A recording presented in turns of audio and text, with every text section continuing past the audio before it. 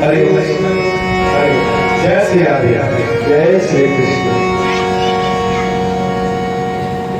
इस व्रत के प्रभाव से भगवान स्वयं जो है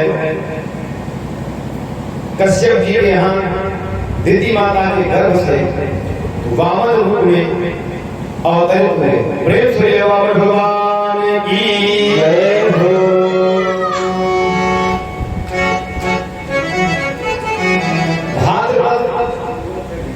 भादो मास जो होता है उसके शुक्ल पक्ष की द्वादशी को मध्याह्न 12 बजे भगवान का कश्यप जी के घर में जन्म हुआ और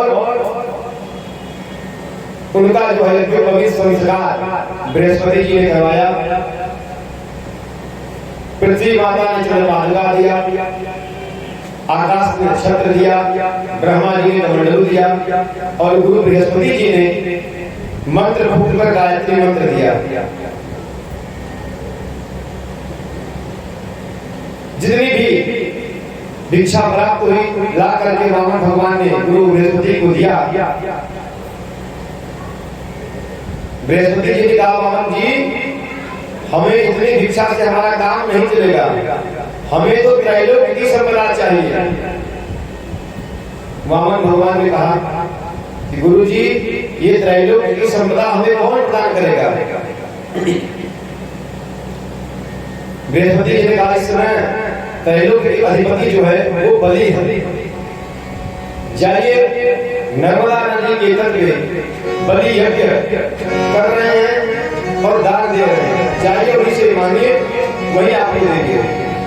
तम बटुम वामनं दृष्ट्वा मुदमानां हर्षयः कर्माणि कारयामासु पुरस्कृत्य प्रजापतिम्। वामन भगवान छोटे छोटे चरणों से उन्हें चटपट करते हुए चले जा रहे हैं, छत्र को धारण किए हुए हैं और जैसे ही बलि के यज्ञ मंडप के समीप पहुंचे, बलि उनको देख करके उनके तेज को देख करके आश्चर्यचकित हो गया और अपने समस्त बांधवों के साथ यज्ञ मंडप से बाहर आया और उनको देख करके प्रणाम करने लगा। ब्रह्मर्षिणां तपः साक्षात् उसने देखा जैसे ब्रह्मर्षियों का साक्षात पूरा तेज मेरे यहाँ उपस्थित हो गया। इस प्रकार से वामन भगवान का स्वरूप था।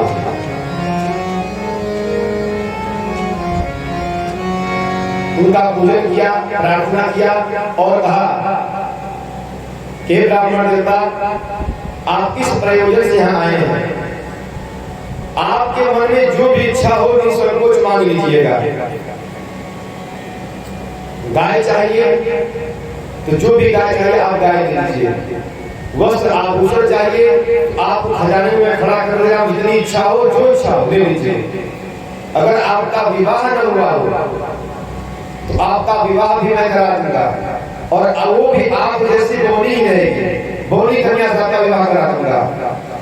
यद्यतो वांछते तत्प्रदिच्छमे त्वमार्थिनां विप्रसुतानुकन्यया, विप्र कन्या से आपका विवाह करा दूंगा,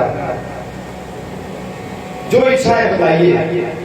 वामन भगवान ने कहा भाई देखो हमें कुछ भी लेने की इच्छा नहीं है, हम कुछ लेने के लिए नहीं आए हैं। मैंने आपका नाम सुना था और आज प्रत्यक्ष रूप से देख लिया जिस प्रकार से आपके पूर्वजों ने ब्राह्मणों की सेवा की, दान किया, उससे कहीं बढ़ करके आप जो है दान कर रहे हैं। और इतनी ब्राह्मण भक्ति मैंने अपने जीवन में कभी नहीं देखा। बलि की प्रशंसा कितने पुण्य बांट किए, बलि को हाथ उठा के बोला अरे ब्राह्मण देवता सब कुछ आप लोगों का ही दिया हुआ है, लेकिन मेरे यहाँ आए हैं तो कुछ न कुछ आपको अवश्य मुझसे ग्रहण करना होगा। मेरी ये प्रार्थना है आपसे, आपकी इच्छा न भी हो तब भी कुछ मुझसे अवश्य आप लीजिए। भगवान ने कहा देखो मैं व्यर्थ का दान नहीं लेता। दान लेने से ब्रह्मतेज क्षीण होता है, लेकिन तुम्हारी अगर इतनी इच्छा है तो तुम मुझको बहुत कुछ मत दो, मेरे इन पैरों से 3 पग भूमि का दान कर दो मुझे। बलि बड़ा हास करके हंसा कि महाराज, जिस प्रकार से आपकी काया बौनी है उसी प्रकार से आपकी बुद्धि भी बौनी है। मुझ बलि के सामने जिसने एक बार हाथ पसारा, फिर उसको अपने जीवन में फिर दोबारा कुछ मांगना नहीं पड़ा। और आप मांगे क्या रहे? 3 पग भूमि और अपने इस छोटे छोटे चरणों से। कोई बात नहीं, आप फिर से मांगिए, इस बार विचार करके मांगिएगा, जो इच्छा है फिर से मांगिए। वामन भगवान का देखो भाई, हमको जो इच्छा थी हमने मांग लिया, और व्यर्थ का दान हम लेंगे नहीं, आवश्यकता से हम दान लेंगे ही नहीं। बलि और वामन भगवान के बीच में वार्ता चल रही थी, तब तक शुक्राचार्य जी ने ध्यान से सोचा कि भाई देखने में छोटा सा, लेकिन बातें बहुत बड़ी बड़ी कर रहा है, देखो बड़े आया कहां से। और जब शुक्राचार्य जी ने ध्यान लगाया तो भगवान के दिव्य हाथ में सब शुक्राचार्य जी को नजर आ गए। भगवान ने कहा भाई देखो, आपको देना है तो दीजिए, नहीं तो हम तो चले। बलि ने कहा कोई बात नहीं, आपकी इच्छा यही है 3 पग भूमि का, तो हमने आपको अपनी वाणी दे दी, हम आपको 3 पग भूमि दे रहे हैं, आपकी जहां इच्छा हो आप जाकर के अपने पैर से 3 पग भूमि नाप लीजिए। भगवान ने कहा भाई ऐसे नहीं मानी होगा, बिना संकल्प किए अगर भूमि का दान कर रहे हो उसका कोई मतलब नहीं है, इसलिए संकल्प पढ़ना पड़ेगा। तब तक शुक्राचार्य ने कहा, अरे बलि महाराज रुक जाओ, इन्हें पहचान रहे हो कौन है ये? बलि ने कहा गुरुदेव वामन है। शुक्राचार्य जी का ये वामन है ना तिरकान, ये साक्षात भगवान विष्णु हैं जो तुम्हारे सामने वामन रूप में खड़े हैं, और इस समय कश्यप और अदिति के पुत्र के रूप में जन्म लेकर के वामन रूप में आए हैं। धोखा मत खाना, अगर तुम्हें 3 पग भूमि का बात कर रहे हो, ये 1 पग भूमि में 1 पग में चाहे तो पूरा ब्रह्मांड नाप सकते हैं, इसलिए मना कर दो। अभी संकल्प हुआ नहीं है, मना कर दो कि मैं कुछ नहीं दूंगा। इस वैरोचने साक्षात भगवान विष्णु जयः कश्यपादिते जातो देवानां कार्य साधनः।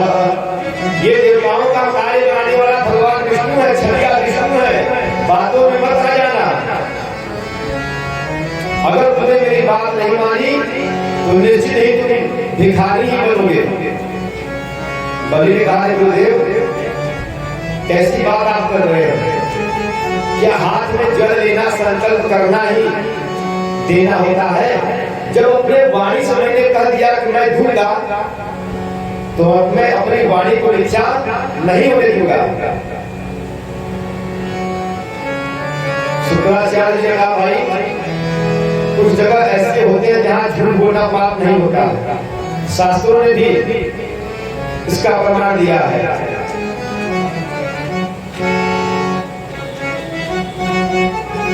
स्त्रीषु नरविवाहे च प्रत्यर्थे प्राण संकटे गोब्राह्मणात् हिंसायां नादृतं स्यात् जुगुप्सितम्।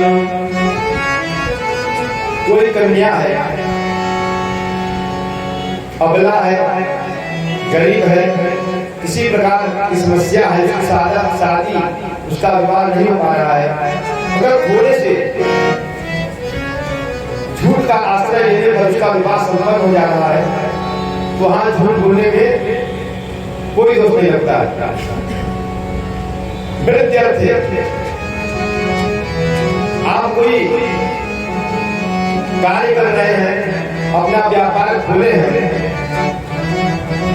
तो वृत्ति के अर्थ में धन के संग्रह करने में, अपने कार्य को चलाने के लिए, और वो ब्राह्मणाग्नि हिंसा आया, आपके स्वयं के शरीर के ऊपर कोई संकट आ जाए, इस कहीं पर गौ हत्या हो रही हो, ब्राह्मण का वध हो रहा हो, या कोई प्रतिष्ठित व्यक्ति है, सदाचारी है, भगवान का भक्त है, वो दुख में पड़ा हुआ है, कष्ट में पड़ा हुआ है, उसका प्राण लेने का प्रयास लोग कर रहे हैं, ऐसे स्थान पर आप झूठ बोलते हैं किसी की जान को बचाने के लिए, आपको झूठ का जो है दोष नहीं लगता है।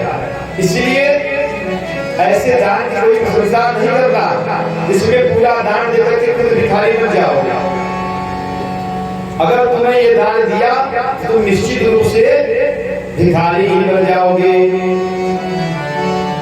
बलि ने एक शब्द में, एक वाक्य में उत्तर दिया गुरु जी, मैं झूठ बोल करके इस पृथ्वी पर भार नहीं बढ़ सकता, नहीं अस्याति मयो धर्मः इति होवाच भूवयम्। ये पृथ्वी माता कहती है कि मुझे बड़े बड़े पर्वत श्रृंखलाओं का बोझ उतना नहीं पता चलता है, भार नहीं लगता है जितना कि ये झूठे व्यक्ति का भार लगता है। तो गुरु जी, मैं झूठ बोल करके पृथ्वी पर भार बनने नहीं रहूंगा। अब तो गुरु जी की आंख टेढ़ी हो गई, क्रोध किया, महाराज बलि कब से अपने गुरु से वार्तालाप कर रहा है, तर्क वितर्क कर रहा है, गुरु की आज्ञा को नहीं मान रहा है। महाराज बलि ने कहा, गुरु जी मैं आपकी बात को समझ रहा हूं, अगर ये वामन है तो 3 पग भूमि लेकर के चले जाएंगे, नहीं अगर ये साक्षात भगवान विष्णु है तो मुझे बलि का ये गौरव है आपके आशीर्वाद से कि आज जगत का दाता जो है मुझ बलि के सामने हाथ पसारेगा और मेरा हाथ उसके ऊपर होगा, इसलिए मैं चूमने वाला नहीं। जब गुरु जी से करने लगा तो गुरु जी ने आशीर्वाद का श्राप ही दे दिया, जाओ तुम्हारा बहुत जल्द तुम्हारा सारा धन खत्म हो जाएगा, तुम श्रीहीन हो जाओगे, बलहीन हो जाओगे। शुक्राचार्य जी श्राप देकर के चले गए। भगवान का भाई देखो आप लोग गुरु जी आपस में लड़ रहे हो, भाई देना हो तो नहीं तो हम भी चल रहे हैं, व्यर्थ हमारे कारण आप लोग आपस में लड़ रहे हो। बड़े का नहीं महाराज, आप तो संकल्प पढ़िए, संकल्प की विधि पूरी करिए। मैंने कहा है तेरे लिए तो मैं अवश्य दूंगा, और जैसे संकल्प करने के लिए कमंडलों से जल निकाल रहे हाथ में, तो जल निकल ही नहीं रहा है। अन्य पुराणों में यह कथा मिलती है, भागवत का यह प्रमाण नहीं है, लेकिन अन्य कथा पुराणों में कथा है कि शुक्राचार्य जी उस कमंडलों में ही जाकर के बैठ गए कि जल की जब एक बूंद नहीं निकलेगी तो संकल्प कैसे होगा। अब बहुत देर से जब जल निकाल रहे हैं नहीं निकल रहा है, भगवान ने कहा क्या बात है भाई, जल क्यों नहीं निकल रहा है। बलि ने कहा अरे प्रभु पता नहीं, लगता है जल खा गया है, इसमें से जल नहीं निकल रहा है। भगवान समझ गए और कहा लाइए हम ठीक कर देते हैं। बहुत दिन से रखा हुआ पुराना पात्र है, जंग खा जाता है, कचरा लग जाता है, तो जल नहीं निकल रहा है। और कमंडल लेकर के एक दिशा उठा करके पहली दिशा जो उसके छिद्र में फेंका कि शुक्राचार्य जी की एक आंख गोविंदाय नमो नमः, शुक्राचार्य जी की एक आंख फूट गई। भगवान कहना चाहते हैं कि शुक्राचार्य जी आपके नेत्र की दृष्टि बहुत सुंदर है,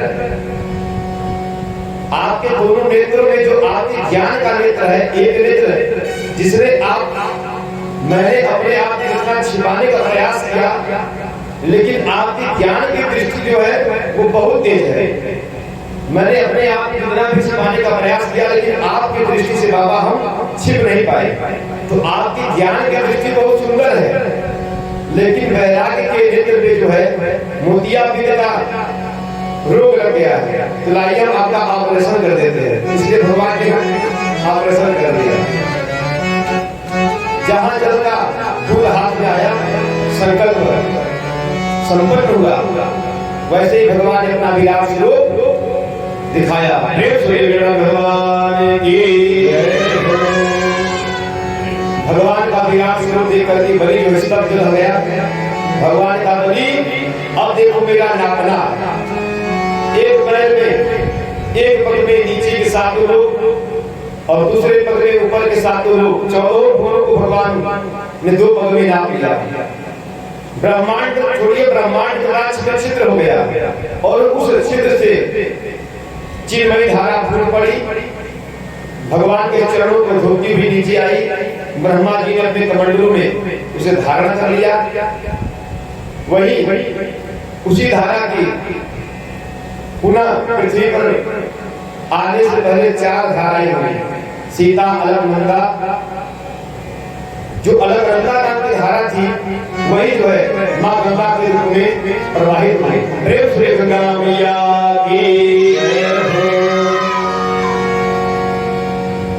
2 पग में भगवान ने पूरे ब्रह्मांड को नाप लिया। अब तीसरे पग के लिए कोई स्थान रिक्त नहीं बचा। भगवान ने बलि से कहा, बलि और जल्दी बताओ तीसरा पग में कहाँ रखा है। बलि तो विचार करने लगा। तब तक उसके जितने भी साथी थे, दैत्य राक्षस थे, सब भगवान को मारने के लिए तैयार थे। बलि ने सबको रोक दिया, भाई हमारे गुरुजी से में चले गए रुष्ट होकर के और हमारा सारा जो है धन वैभव इन्होंने नाम लिया है। अगर इस समय तुम लोगों ने किसी प्रकार का प्रयास किया तो सभी लोग मारे जाओगे। और भगवान से प्रार्थना किया, भगवान ये बताइए कि धन बड़ा होता है कि धनवान। भगवान ने कहा, भाई बड़ा धनवान होता है। बलि ने बड़ा सुंदर प्रार्थना किया, प्रभु ये बताइए 2 पग में आपने अभी मेरा धन ही धन को नापा है। मैं धनवान आपके सामने खड़ा हूँ तो एक पग अपना तीसरा पग जो है मेरे सिर पे रख करके मुझ धनवान को भी ग्रहण कर लीजिए। तब तो भगवान बहुत प्रसन्न हुए और तीसरा पग बलि के सिर पे रखा और आशीर्वाद प्रदान किया। बहुत ही बलि जो है प्रसन्न होकर के भगवान से प्रार्थना करने लगा और कहा, प्रभु मुझे पद छिन जाने का कोई भी कष्ट नहीं है। भगवान ने कहा, बलि मैं तुम्हारे इस दिव्य प्रभाव और स्वभाव से मैं बहुत प्रसन्न हुआ। मैंने तुम्हारा सारा पद छीन लिया, सारा धन वैभव छीन लिया, तुम्हें डांट भी दिया, लेकिन तुम जो है अपनी प्रतिज्ञा से अटक नहीं हुए। बलि ने कहा, प्रभु मुझे किसी प्रकार का भय नहीं रहता। भय रहता है तो असाधुवाद से, मेरे द्वारा किसी भी साधु संत ब्राह्मण का अपमान न हो। मुझसे सबसे बड़ा मुझे डर लगता है। ऐसा कोई ना कहे कि देखो बलि के पूर्वजों ने कैसे अपनी कीर्ति पताका को फहराया, लेकिन बलि जो है 3 पग भूमि के ब्राह्मण को दान नहीं कर पाया। तो प्रभु मैं इस चीज से बहुत डरता हूँ। भगवान बड़े प्रसन्न हुए और कहा, बलि मैं तुमसे बहुत प्रसन्न, बताओ तुम क्या मांगना चाहते हो। बलि ने कहा, प्रभु अब आपके इस रूप का मैंने दर्शन कर लिया, अब मुझे कुछ चाहिए ही नहीं। अपने जीवन में मुझे जो कुछ चाहिए था सब कुछ मिल गया। भगवान ने कहा, नहीं तुम मांगे बिना नहीं रह सकते, तुम्हें दिए बिना भी नहीं रह सकता। चलो मैं तुम्हें आशीर्वाद देता हूँ कि आगामी मनवंतर के तुम ही इंद्र होगे और जब तक इंद्र की पदवी को प्राप्त नहीं करती हो तब तक सुतल लोक के राजा बन के वहां पे रहो। बलि ने कहा, प्रभु देखिए मैंने कुछ मांगा नहीं, लेकिन आप दे रहे हैं तो मैं आपसे एक चीज मांगूंगा। भगवान ने कहा, क्या? बलि ने कहा, आप मुझे सुतल लोक भेज रहे हैं तो मेरी एक ही प्रार्थना है कि मैं जब अपने महल में प्रविष्ट हूँ या महल से बाहर जाऊँ आपका हमेशा एक छवि देखता रहूं। भगवान का, अच्छा तब तो मेरी खूब अच्छी ड्यूटी तुमने लगाई, क्या मैं तुम्हारा द्वारपाल बनकर रहूं? बलि का, प्रभु जो इच्छा थी वो मैंने कह दिया, अब करना कराना क्या है वो आप जाने। भगवान का, ठीक है जाओ, हम आशीर्वाद देते हैं कि तुम्हारे यहाँ द्वारपाल बनकर हम रहेंगे और जब तुम आओगे जाओगे मेरी इसी छवि का दर्शन करोगे। भगवान बलि के यहाँ बंधक बन के रहने लगे। इधर जब लक्ष्मी जी को पता चला तो लक्ष्मी जी आई, बलि की बहन बन करके आई और राखी बांध करके रक्षाबंधन जो है भगवान को अंत कराया। ये बद्धो बलि राजा दानवेंद्रो